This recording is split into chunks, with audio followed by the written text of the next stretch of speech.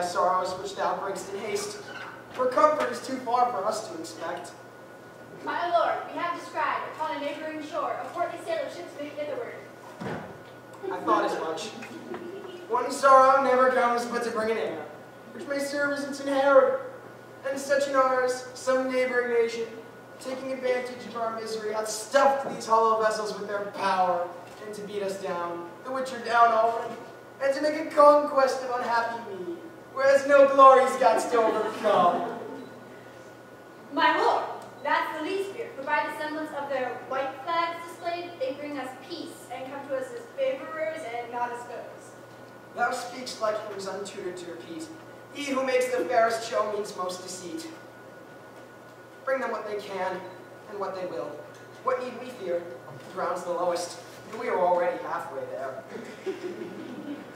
What need we fear? Go tell their general we attend him here, and to know from whence he comes, for what he comes, and what he craves. I go, my lord.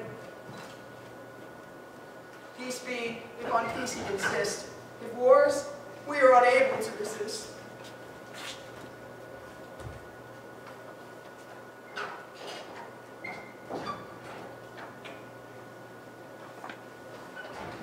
Lord Governor, for so we hear you are, let not our men nor number of our ships be like a beacon fire to amaze your eyes. We have heard your miseries as far as Tyre, nor come we to add sorrow to your tears, but to relieve them. And these our ships, you happily may think, are stuffed with bloody veins, expecting overthrow, but are stored with corn, to make your needy bread, and restore life to those starved half dead. The gods of Greece protect you, and we will pray for you. Oh, rise, pretty rise, we seek not for reverence, but to love, and for harborage for our men and our ships.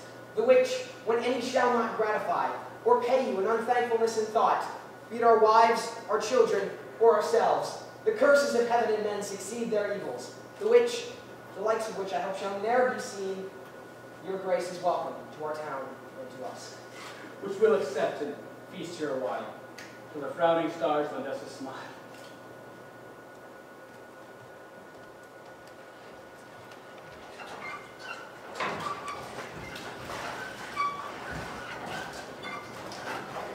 Here, have you seen a mighty king? His child was to incest bring, a better prince, a benign lord. Thou prove awful both in deed and word. Be quiet then, as men should be, till he hath passed necessity. I'll show you those in trouble's reign, lose a mite, a mountain gain. The good in conversation, to whom I give my benison, is still at Tharsis, where each man thinks all is writ he speaking can. And to remember what he does, build his statue and make him glorious, but time's the contrary. Good Helicane that stayed at home, not to eat honey like a drone. For others' labors without he strive, to kill him bad, keep good alive. And to avail his prince desires, send word of all that haps entire. And how failure came full blent with sin, and had intent to murder him. And that in Tharsis was not best, longer for him to make his rest. He doing so, put forth to seas, where men bend, there seldom ease. For now the winds begin to blow, thunder above and beats below, make such unquiet that the ship should house and sink if left and split. And he, good prince, having all lost, by waves from coast to coast is tossed. All perish of men of hell, not escape but himself. Till fortune try, with doing bad, throw him ashore and give him glad. And here he comes, what shall be next? Pardon, dower, this long text.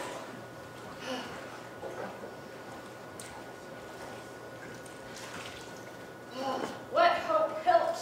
Ha! Come and bring away the nets. Hatch breach, I say. What say you, master? Oh, look how thou stirrest now. Come away with thee, I'll fetch you with a wanian. Big master, I'm thinking of the poor men that were cast away before us even now. It pained me to hear their pitiful cries for our help, when we could scarce but help ourselves. Nay, master, I say not I as much when I saw the porpoise, how he bounced and tumbled, They say they're half fish, half flesh. The plague on them, they never come when I look to be washed. Master, I marvel at how the fishes live in the sea. I imagine they do much as we live on land. The big ones eat up the little ones. Why, I can compare our great miser to nothing so great as to a whale. They round up the small fry and swallow them whole. If they were to come aboard land, why, they would swallow the church bells, steeple, and all. But master, if I had been the sexton, I would have been that day in the belfry. Why, ma'am? Because he should have swallowed me too, and when I had been in his belly, I would have kept it a jangling of the bells that he should never have left, till he cast the bells, parish, steep, church, all up again. But if the good King Simonides were of my mind, we would have purged land to these thrones that robbed me of her honey. How? From the thing, subject of the sea. These fishers do tell the infirmities of men.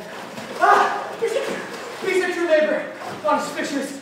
Honest good fellow, what's that? If it be a day fits you, search out of the calendar and nobody look after it. Pray see, the sea hath passed upon your shores. But drunken knave was the sea to cast thee in our way. A man who both the water and the wind have made the ball in that vast tennis court, then play upon. He asks of you that never used to beg. What, friend? Cannot you beg? Here in Greece we get more with begging than we do with working. Canst thou catch any fishes then? I never practiced it. Nay, then thou wilt starve sure. For there's nothing to be caught nowadays unless thou can fish for it. What I am, I have forgot to know. And what makes me think upon, a man thrown up with cold, with no more heat than to give my tongue that strength to ask your help. Which if you shall refuse, that I am a man, pray see me buried. Die, quotha? Oh, gods forbid. Come, I have a gown here. Put it on, keep thee warm. Now, afford me a handsome fellow.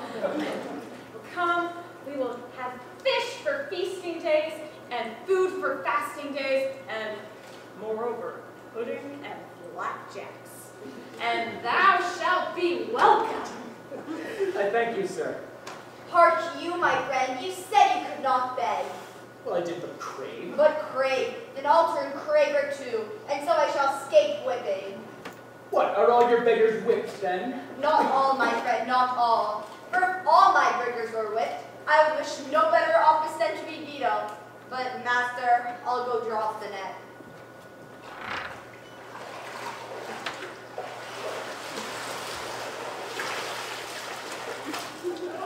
Clark, sir, do you know where you are? Not well. Oh, then let me tell you, you are in Pentopolis, reigned by the good King Simonides. The good King Simonides, do you call him? Aye, for he has given us peaceable reign and good government. Well, he's a happy king if he earns a term of good by his government. How far is his court distant from these shores? Ah, near half a day's journey. And tomorrow be the princess's birthday. Ah, many princes and knights come from afar to tourney for her love. My fortune's equal to my desires. I could wish to make one there. What make you, sir? To beg of you, kind friends, this coat of work, for it was once the target to a king. I know it by the stain, and therefore I wish the having of it, and for you to guide me to your sovereign's court. Wilt thou tourney for the lady? Well, I shall show the virtue I have borne in arms. Hark you, my friend. We made up this garment from the rough seams of the water. There are certain compliments, certain veils, that I hope, sir, if you tried, you will remember from whence you had it. Believed I will. And by thy furtherance, I am clothed in steel, and if ever my fortune's better, I will return here and repay your bounty, and until then, rest your debtor. Well, then may the gods give thee good night. I'll get you my best gown to make thee a pair, and I'll bring you to court myself. Then honor be but a goal to my will. This day I'll rise, or else add ill to ill.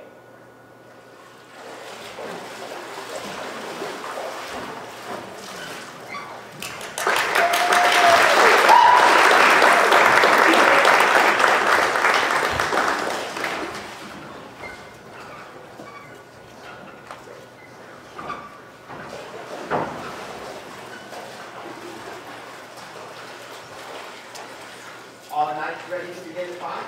They are, my liege, and stay coming to present themselves. Return them when you're ready, and our daughter here, in honor of whose birth these triumphs are, sits here like beauty's child who naked God, for men to see, and seeing wonder at.